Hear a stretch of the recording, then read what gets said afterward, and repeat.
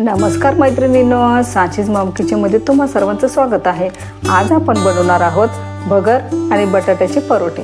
तुम्ही जर माझ्या चॅनलवर नवीन असाल तर माझ्या चॅनलला लाईक करा, शेअर करा, सबस्क्राइब करा। चला तर मग जास्त वेळ न घालवता रेसिपीला सुरुवात करूया। साहित्य पाहूया। 200 ग्रॅम प्रमाणात मी भगरचं पीठ घेतलेलं आहे। एक मध्यम आकाराचा बटाटा मी उकडवून घेतलेला आहे।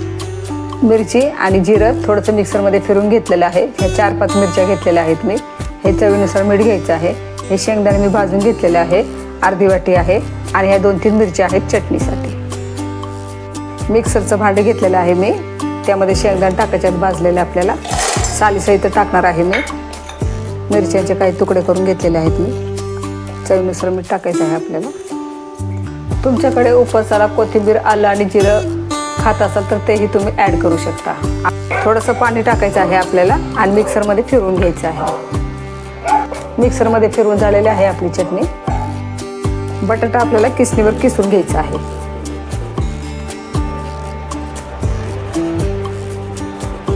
आता आपल्याला घेतलेलं भगरचं पीठ टाकायचं आहे। भगरचं पीठ जर का तुमचं रेडीमेड असेल तर तुम्ही 2 वेळा चाळणीने चाळून घ्यायचं आहे। आता ही वाटून घेतलेली मिरची टाकायची आहे।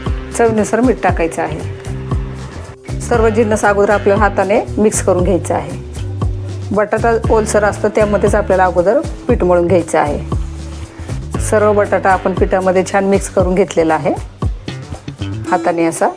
आता यामध्ये ना आपल्याला थोडं थोडं करून गरम पाण्याने मळून घ्यायचं आहे। थोडं थोडंच पाणी घ्यायचं आहे। आपलं पीठ मळून तयार झालेलं आहे। आता आपण त्याचे परोठे बनवायला घ्यायचे आहेत। आता आपल्याला परोठे बनवायला घ्यायचे आहेत। लहान मोठे जसे हवे आहेत तसे गोळे करून घ्यायचे आहेत। पिठामध्ये मिक्स करून घ्यायचं आहे, असं गोळवून घ्यायचं आहे, लाटून घ्यायचं आहे। हलक्या हातानेच लाटायचा आहे परोठा। एखादी प्लेट घ्यायची आहे आणि ती अशी ठेवायची आहे। बाजूच्या कडा अशा काढून घ्यायच्या आहेत आपल्याला। उरलेली कणिक आपल्याला दुसऱ्या गोळ्यामध्ये लावायची आहे। आता ही प्लेट अशी काढून घ्यायची आहे आपल्याला। प्लेट वापरल्यामुळं आपला परोठा किती छान गोल झालेला आहे तुम्ही पाहू शकता। थोडं तव्याला तूप लावून घ्यायचं आहे। तुम्ही तुमच्या आवश्यकतेनुसार तेल तूप काही घेऊ शकता। आणि लाटून घेतलेला परोठा टाकायचा आहे। कडेला थोडंसं तूप सोडायचं आहे। आता पलटवून घ्यायचं आहे आपल्याला। दोन्ही बाजूने छान आपल्याला शेकून घ्यायचा आहे परोठा। रंग बदलायचा नाही आहे आपल्याला। पिठामध्ये बटाटे टाकल्यामुळे परोठे छान मऊ होतात।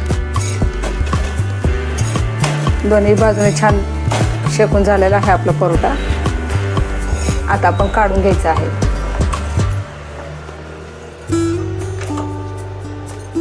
आता आणखीन एक परोठा मी तुम्हाला दाखवते। 2-3 मिनिटांसाठी आपल्याला शेकून घ्यायचा आहे परोठा। कडेने मी तूप सोडत आहे थोडंसं। दोन्ही बाजूने छान शेकून घ्यायचा आहे परोठा आपल्याला।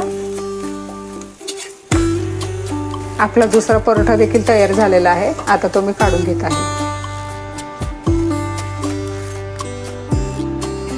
आपले भगर आणि बटाट्याचे परोठे तयार आहेत। अशाच नवनवीन रेसिपी पाहण्यासाठी माझ्या चॅनलला लाईक करा, शेअर करा, सबस्क्राइब करा। पुन्हा भेटूया एका नवीन रेसिपी सोबत। तोपर्यंत पौष्टिक खा आणि मस्त रहा। धन्यवाद।